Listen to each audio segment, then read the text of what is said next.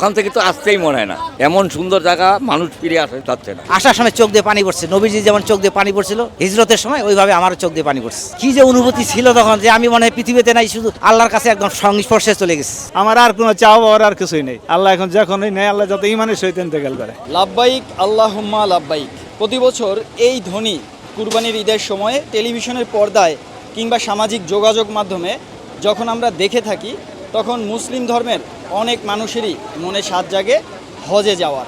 মুসলিম ধর্মের মানুষদের হজে যাওয়া অনেক বড় একটি স্বপ্ন। সেই স্বপ্ন যারা পূরণ করলেন, যারা হজ থেকে ফিরলেন, সেই মানুষদের থেকে চলুন জানি তাদের অনুভূতি। কেমন অনুভূতি নিয়ে ফিরলেন পবিত্র মক্কা নগরী থেকে।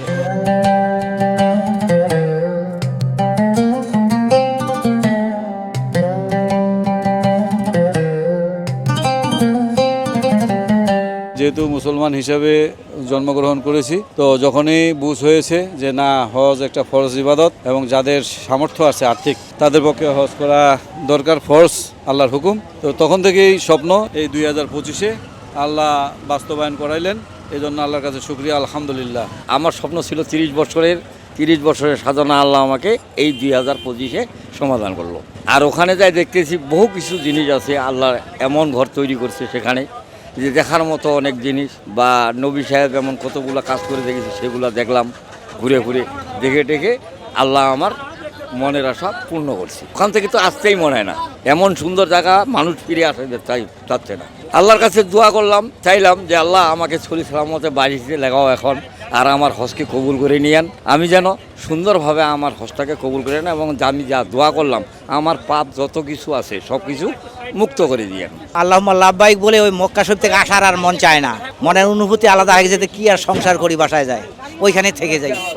নবীজির জন্মস্থান, আল্লাহর ঘর, ওখান থেকে আসার আর মন চায় না। আসার সময় চোখ দিয়ে পানি পড়ছে, নবীজি যেমন চোখ দিয়ে পানি পড়ছিল হিজরতের সময়, ওইভাবে আমারও চোখ দিয়ে পানি পড়ছে। ওই সময় মুহূর্তের কথা বলা যাবে না, কি যে অনুভূতি ছিল তখন, যে আমি মনে হয় পৃথিবীতে নাই, শুধু আল্লাহর কাছে একদম সংস্পর্শে চলে গেছে, এরকম অনুভূতি হয়েছিল আমার। ইচ্ছা জাগে যে বারবার আসি এখানে। বয়সে তো প্রায় শেষের দিক, একটু ঘুরে আসলাম, একটু ভালো লাগলো আর কি। আমার কাছে খুবই ভালো লাগছে। আমার মা হজে গেছিল, সেই সিলেট থেকে আসছি ছুটি নিয়ে। লাস্ট মুহূর্তে আমার মার 50,000 টাকা শর্ট ছিল, সেটা ফির আমি জমি বন্ধক দিয়ে টাকা দিছি।